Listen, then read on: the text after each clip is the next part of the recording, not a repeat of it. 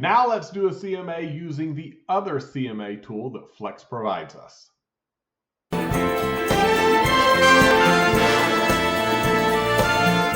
Here we are on the map view. This is where I always start on the map. I'm going to zoom in and do a CMA on my current listing, which is under contract. Oops, I zoomed in a little bit too far. First, I'm going to grab my select tool and I'm going to draw a rectangle around my target area. Remember, it's going to zoom in as soon as I click that. And it zooms right to the full location. I'm going to zoom back out just a little bit so I can see. I'm going to switch this to only show closed properties for the last 6 months.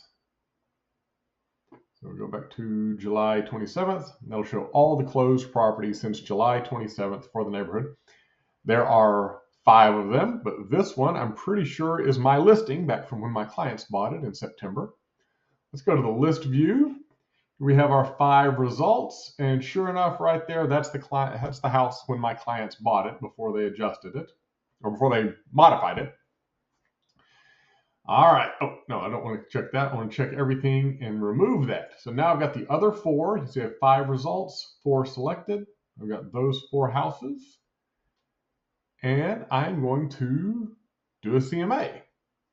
This time I'm going to use the selected houses, not all results. All results would be 5 houses and include my client's listing when they purchased it. I don't want that one, so I'm just going to use the selected houses.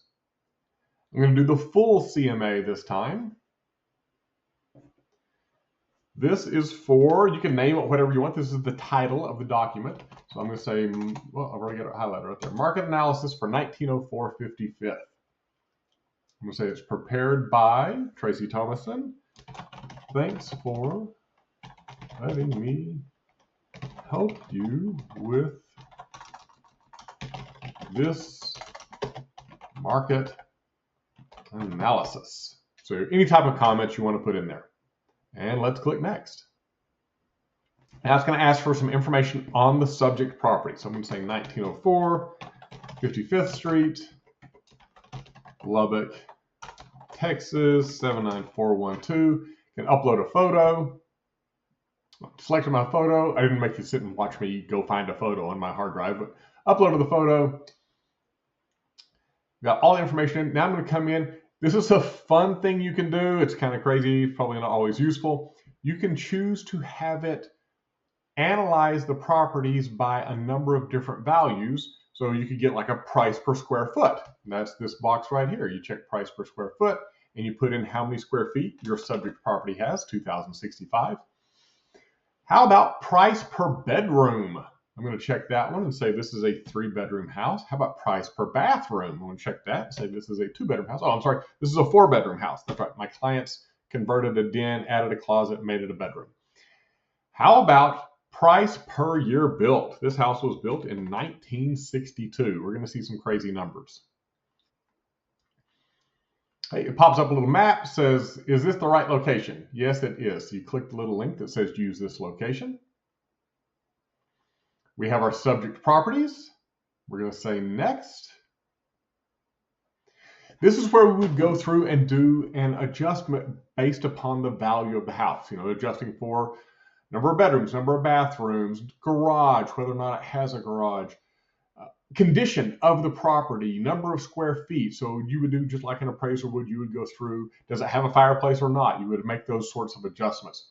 I've already done this. I'm not going to sit here and make you watch me calculate the adjustments. This house, I have got a, $35,000 adjustment.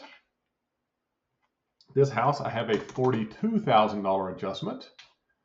For this house, I have a $7,500 adjustment.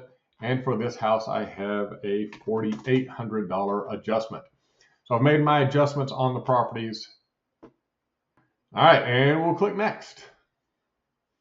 Now it comes in, and here we have our summary. It's got each of our houses. It's got their total adjustments. So the adjusted value of the homes gives us a low and a high. It gives us the price per bedroom, the price per bathroom, the price per square foot for living area, and the price per year built. I'm not sure how price per year built has anything to do with anything, but it's a value you can put in there if you just want to have, I mean, for me, it's an entertaining value. It's not a useful value. All right, let's come down and click next. Subject property, we got our low, we got our high. So these are the suggested ranges. You could adjust these. You're saying, well, I really feel like the low value for this house is 210 and the high value is 27,500. You may have come up with some slightly different numbers. This is what it's going to print. And a recommended listing price. Of course, this house is already under contract, but this is for demonstration purposes anyway. So we'll click next. You can choose which pages you want included or not included. So cover sheet, you want some charts, you want individual listing pages. I'm going to include all of it, and I'm going to say print it. Now we get a quick view as it's displaying in the browser, and then it's going to pop up and let us save this as a PDF. And I'm going to click Save.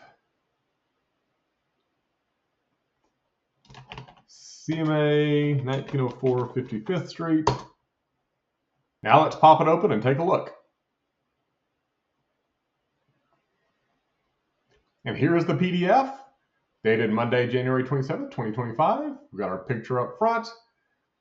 Comments, thanks for letting me help me. That was the comments I put in. Gives us a map. I'm going to shrink this down a little bit. Gives us a map, gives us the closed properties that we're comparing. Gives a little information on our subject property. Gives us our comparable properties, our subject property, 3 of the comparables, and then here we go, the 4th comparable. Some pretty charts.